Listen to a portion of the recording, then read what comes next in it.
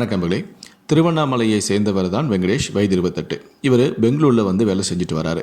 இவர் அதே திருவண்ணாமலை பகுதியை சேர்ந்த ஜோதிகா என்ற 23 வயது பெண்ணை காதலிச்சுட்டு வந்தார்.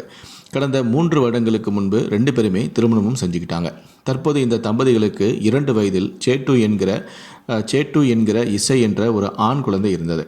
இவங்க 2 பேருமே தற்போது பெங்களூரில் தான் வசிச்சுட்டு வராங்க. இந்த நிலையில் தான் ஜோதிகாவுக்கு இன்ஸ்டாகிராம் யூஸ் பண்ணக்கூடிய பழக்கம் இருந்திருக்கு. ஸோ இப்படி இவங்க அடிக்கடி இன்ஸ்டாகிராமை யூஸ் பண்ணும்போது இவங்களுக்கு புதுக்கோட்டை மாவட்டம் இலும்பூர் காமராஜர் நகரை சேர்ந்த பரத் என்ற 25 வாலிபருடன் பழக்கம் ஏற்பட்டிருக்கு.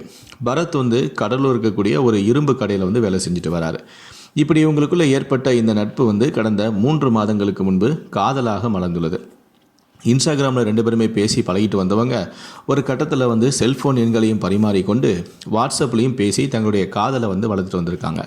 இந்த நிலையில் தான் ஜோதிகா தனக்கு திருமணமானதை மறைத்து தன்னுடைய காதலான பரத்திடம் நம்ம எவ்வளோ நாள் தான் இந்த மாதிரி வாட்ஸ்அப்லேயே பேசி காதலை வளர்க்குறது, நம்ம 2 பேருமே திருமணம் செஞ்சுக்கலாம், திருமணம் செஞ்சுக்கிட்டே சந்தோஷமாக வாழலாம் அப்படின்னு சொல்லியிருக்காங்க.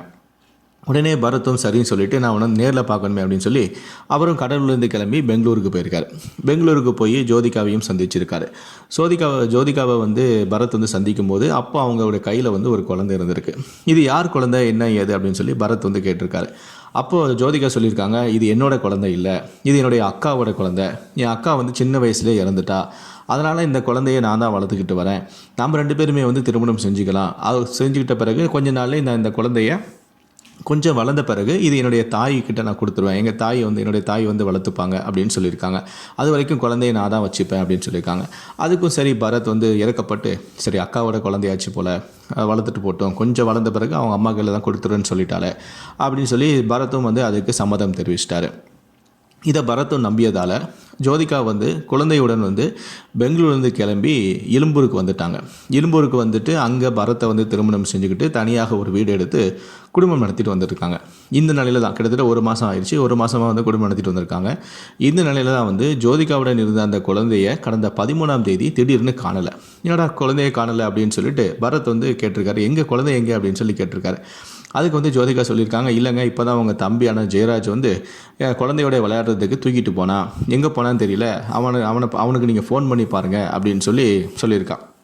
அப்படியா சரி அப்படின்னு சொல்லிட்டு பரத் 2 பேருமே தேடி பார்த்துருக்காங்க. 2 பேருமே கிடைக்கல. ஆனால் அந்த வீட்டின் அருகே இருந்த ஒரு குளத்தில் இறந்த நிலையில் அந்த குழந்தை மிதந்திருக்கு. இது பார்த்து அதிர்ச்சி அடைந்த அவர் உடனடியாக காவல்துறைக்கு தகவல் தெரிவிச்சிருக்காரு.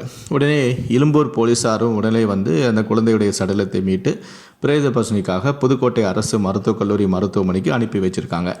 இது குறித்து போலீசார் உடனடியாக ஜோதிகா, பரத் மற்றும் அவருடைய தம்பியான ஜெயராஜ் ஆகியோரிடம் விசாரணை நடத்தினாங்க.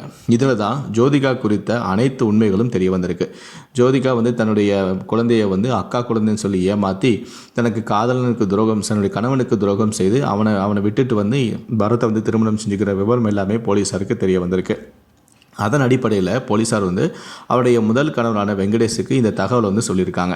அவரும் நேற்று இலும்பூர் வந்துட்டார்.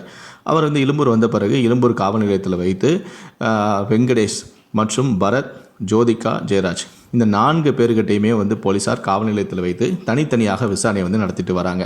இதுக்கப்புறமா தான் இந்த குழந்தை எப்படி இருந்தது, குளத்தில் வீசி கொல்லப்பட்டதா, எல்லாமே பிரேத பரிசோதனை அறிக்கையில் தான் தெரிய வரும் அப்படின்னு சொல்லி போலீஸார் அதற்காக வெயிட் பண்ணிட்டு இருக்காங்க. பிரேத பரிசோதனை அறிக்கை வந்த பிறகு தான் இந்த வழக்கில் பல அதிரடியான திருப்பங்கள் நிகழும் என்பது தெரிய வந்திருக்கு.